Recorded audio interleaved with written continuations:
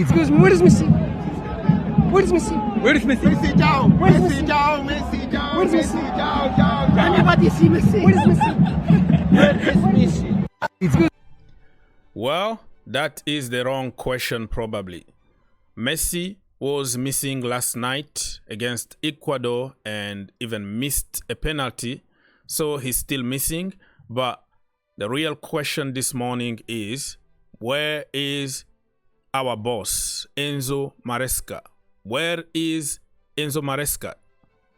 Nowhere to be seen. We've been waiting for his press conference or the first picture from Cobham, something to show us that he's a real person. He exists and he's missing. Even this morning. So I went to the police and I filled a missing person report. Take a look.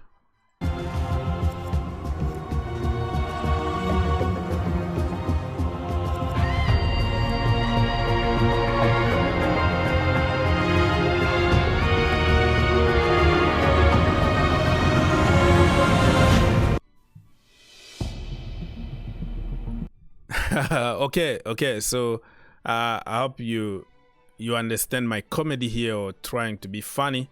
By the way, if you wanna follow me on Twitter and other platform, Green Turf, I always follow people back. Let's grow the community. No egos. Always positive. If you are a positive guy, this is the place to be. You're not gonna find toxicity and insult and theories and narratives and popular opinions. No, all positive stuff. Anyways, Enzo Maresca, we want to see your picture in the office at Cobham or something, because we don't even know if they lied to us about you. So you have to show up, brother. Show up. And we're gonna move to the next topic, which is Chelsea players on international duty. Moises Caicedo is out of Copa America. They lost 4-2 on penalties against Argentina last night. They played a very good game of football. They almost won the game. But those kind of games, it's about the details. Details, like the little details. If you don't take your chance, and then you're going to meet somebody like Emi Martinez in goal, in a penalty shootout. He's the king of shithousery, and he's going to make your life miserable. But Ecuador need to be proud of themselves because they did their country proud. So I feel sorry for Moises Caicedo and Kendry Páez. They deserve more, but that is part of football. I think it's time now to go on vacation. Take 2 weeks vacation, go to Hawaii, relax away from football, recharge, and join us on tour in the US, because last season we didn't have Caicedo on tour and he started the season poorly. I'm suspecting also that somebody like Kendry Páez might join Chelsea on tour just to be familiar with the group, the way we did with I think Dujuan Richard Whisper also joined the US tour just to get familiar to the first team, and then he went back to Jamaica before he came when he was 18. So I think the same thing might happen. We might see Kendry Páez a little bit on tour before going back to Ecuador. And did you watch the game last night? Lord have mercy. Estevao Willian Messinho scored another screamer. And that guy, football IQ is through the roof. He knows where the goal is. He doesn't have to look at where the goalkeeper is. He just needs to strike with accuracy. What a goal yesterday. He had a very good game of football. And to top that off, it was another Cod Palmer celebration. Congratulations to the boy. I think we just probably got the best youngsters coming up Brazil after Neymar Jr., to be honest with you. I hope I don't get copyrighted by showing you this image here from last night, but I don't really care at the moment because I have to hype my boy Willian Messinho. Anyways, let's continue talking about Chelsea Football Club. It looks like we're gonna miss out on Ricardo Calafiori. It looks like everything is agreed now. Romano just tweeted when I was recording this video, Arsenal have agreed terms on Ricardo Calafiori's contract valid until June 2029. Arsenal and Bologna are discussing over fee as request remains around 50 million. Okay, still a good price.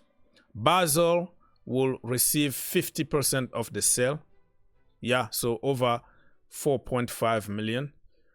They are also aware of talks ongoing. Nothing sealed yet. So I was hoping that Chelsea can jump like RKO from nowhere and then hijack the deal. But I'm not going to stress out just because we didn't get him. I think he's a good player. I'm not going to get into the, sabotage. When you don't sign somebody and immediately, oh no, we never wanted you to begin with. You are a bad player, blah, blah. No, I don't jump to that. Let's be honest. Pretty much 90% of Chelsea fans wanted him. But it's not the end of the world. We still have great options on the market that could be even better than him. Keep an open mind. Cole Palmer. Last season, he came the last minute. We didn't even know him. We thought he was coming from Manchester City Academy. He's not going to do anything. Look at him today. So sometimes those low-key, low-profile players are the way to go. Not necessarily the big names. So one of the names is this guy here. He can't, I don't know how to pronounce his name, but Hincapie, right?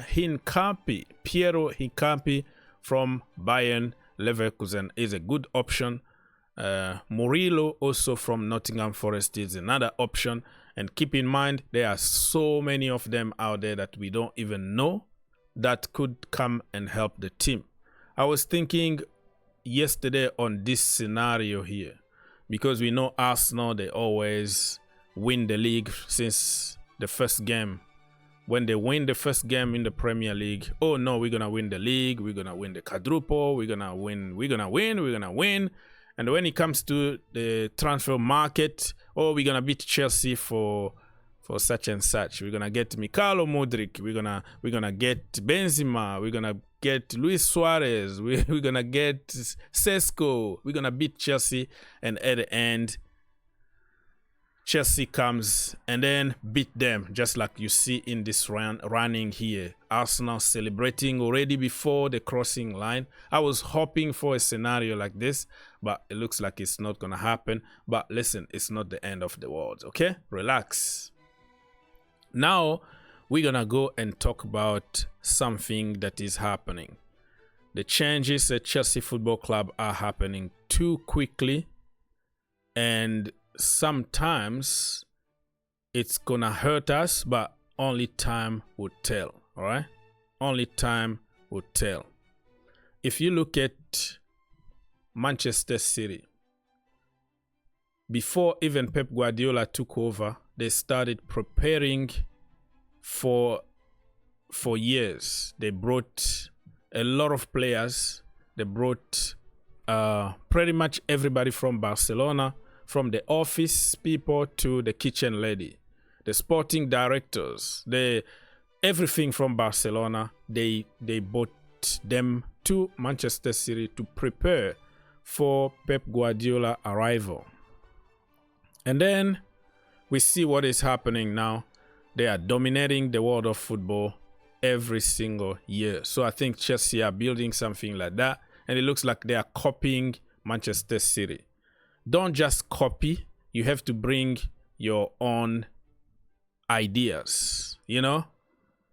It's not necessarily the football that will work for everybody, because if you copy somebody and you don't know how to change it, don't be surprised to concede 6 goals against Pep Guardiola or against Arteta, who've been masters of the system for years. So I want to see Enzo Maresca bring his own touch and avoid to change too quickly, too soon, because a system like that is not going to work overnight. But in a team like Chelsea, you need to win. You need the result.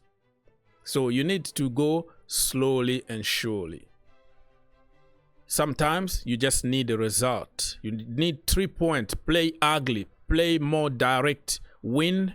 And then you're going to continue in training, implementing your system. So we are getting this guy here from Manchester City. He's going to join immediately Chelsea Football Club.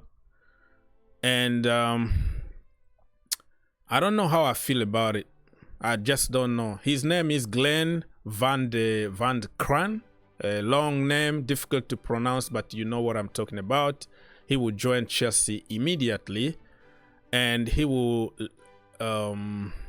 leave City and help Academy rebuild after Jim Fraser and Neil Bath departed.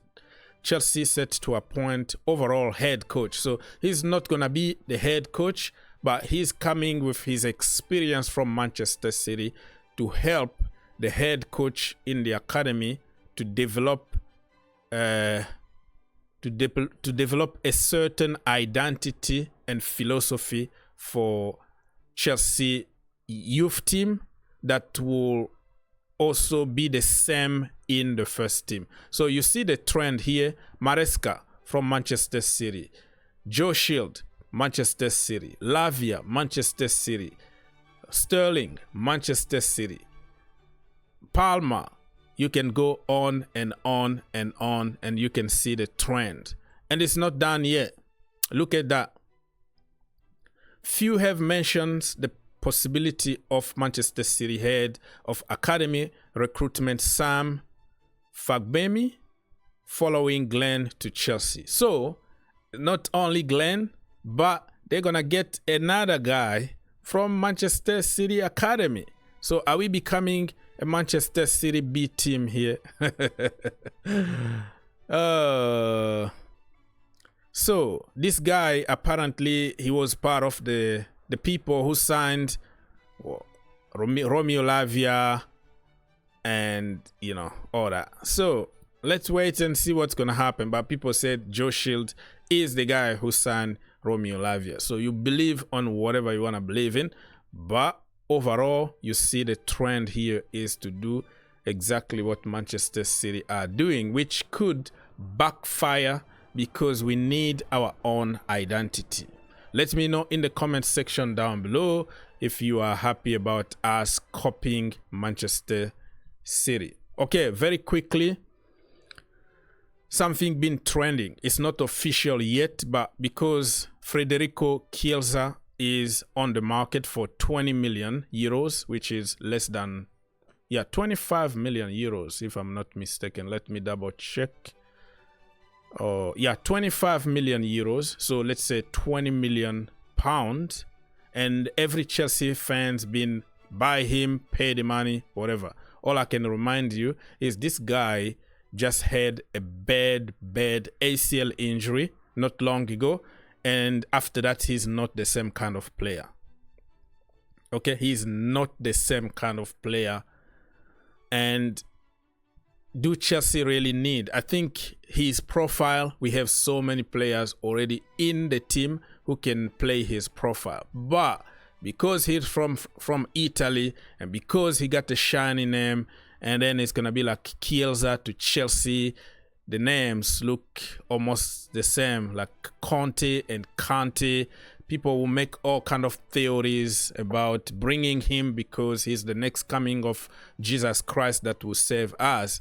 But if you look at his injury record, is scary. If you want another guy to be in the hospital for 250 days and miss only 35 games a season, yeah, you see what I'm trying to say, only 35 games a season and play like 3 games, he's your guy. I think he fit perfectly for Chelsea because we are hospital FC, injury FC.